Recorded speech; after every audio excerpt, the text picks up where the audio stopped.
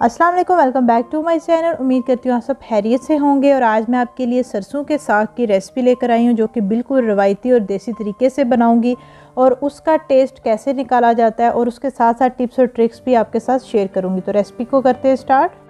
सरसों का साग बनाने के लिए मैंने ले लिया है सरसों का साग, और ये बिल्कुल आप कोशिश करें कि सही ये फ्रेश और ग्रीन इसके पत्ते होने चाहिए। और साग की डंडियाँ जैसे कि गंदलें, उनको आपने वेस्ट नहीं करना, क्योंकि इसी का ही जायका होता है और उसी की वजह से साग में क्रीमी सा टेक्सचर आता है।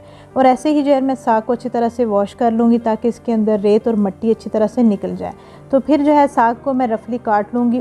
काटने के बाद जो है इस साग को दोबारा से मैं एक बार अच्छी तरह से वॉश कर लूँगी। और इस साग में मैंने बाथू भी ऐड किया है। अगर आपके पास बाथू नहीं है तो आप इसमें थोड़ी सी पालक भी ऐड कर सकते हैं। फ्लेम को करूँगी ऑन और एक रख लूँगी बड़े साइज़ का देश का। इसमें थोड़ा सा जो है मैं पहले साग ऐड करूँगी। उसमें जो है चॉप की हुई हरी मिर्चें जो है ना 2 टेबलस्पून के करीब जो है ना ये मैं ऐड करूँगी। 2 टेबलस्पून इसमें लहसुन जो है ना वो क्रश किया हुआ है, और 1 टेबलस्पून अदरक जो है ना वो क्रश की हुई वो हम इसमें ऐड कर देंगे। और इस साग में हरी मिर्चों का इस्तेमाल ज़्यादा किया जाता है, तो कोशिश करें कि आप हरी मिर्चें सही डालें। मैंने इसलिए कम लिए कि क्योंकि ये ऑलरेडी बहुत ज़्यादा स्पाइसी थी। तो ये जो है हरी मिर्चें, लहसुन और अदरक जो है ना ये हम साग में डाल देंगे। और उसके बाद जो बाकी बचा हुआ साग है वो हम इसमें ऐड कर देंगे। सरसों का साग जो है ना मैंने 2 किलो से ज़्यादा लिया है। आपने जितना बनाना है आप उस हिसाब से ले सकते हैं। सेम ही इसका प्रोसीजर है। और अब जो है सारा साग मैं इसमें डाल के इसको मैं कवर कर दूंगी। और फ्लेम को मैंने रखा है मीडियम, ताकि इसका थोड़ा सा जो है ना कलर चेंज हो। तो जैसे ही साग में थोड़ा सा कलर चेंज हुआ है तो मैं चम्मच की मदद से अच्छी तरह से इसको मिक्स कर लूँगी। जो इसके अंदर लहसुन, अदरक और हमने हरी मिर्चें डाली हैं वो मिक्स कर लेंगे। और साथ ही 2 गिलास जो है मैं पानी ऐड कर दूंगी। पानी ऐड करने के बाद एक बार इसको मिक्स कर लेंगे अच्छी तरह से। फिर कवर करके हम इसको रख देंगे मीडियम फ्लेम पे। मैं इसको रखूँगी 30 मिनट में, क्योंकि ये फ्रेश है तो ये जल्दी बन जाएगा। क्योंकि हमने इतना वो करना है कि पानी भी इसके अंदर से खुश्क हो जाए। 25 से 30 मिनट हो चुके थे और पानी जो है ना वो तकरीबन इसमें से खुश्क हो गया। बिल्कुल थोड़ा सा पानी रह गया है और साग भी बिल्कुल गल गया है। तो इस स्टेज पे आके हम इसको थोड़ा सा और खुश्क होने देंगे, क्योंकि हमने इसको अच्छी तरह से मैश करना है।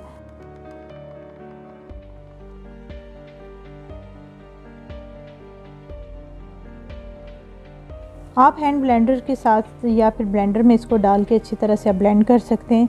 लेकिन मुझे जो है ना ये साग बिल्कुल क्रीमी टेक्सचर में नहीं अच्छा लगता, इसलिए मैं स्पून की मदद से ही इसको मैश करूँगी।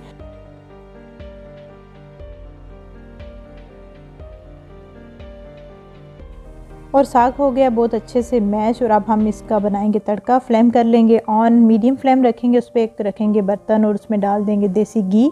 देसी घी थोड़ा सा आपने ज़्यादा लेना है। अब इसमें 3 टेबलस्पून के करीब जो है ना मैं चॉप किया हुआ लहसुन ऐड कर दूंगी।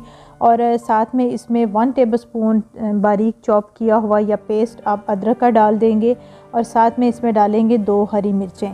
और ये लहसुन और अदरक मैंने इसलिए ऐड किया है क्योंकि ऑलरेडी हमने साग में ऐड किया हुआ था, और तड़के के लिए हम डालेंगे ताकि तड़के का फ्लेवर ज़्यादा आए।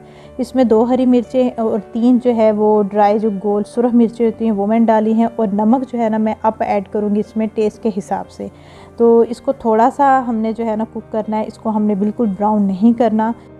और अब इसमें जैसे खुशबू आने लगी कि इसको ज़्यादा हम ब्राउन नहीं करेंगे, इसमें हाफ़ टी स्पून जो है ना रेड चिली फ्लेक्स में ऐड कर दूंगी। और ये हमारा तड़का हो गया रेडी।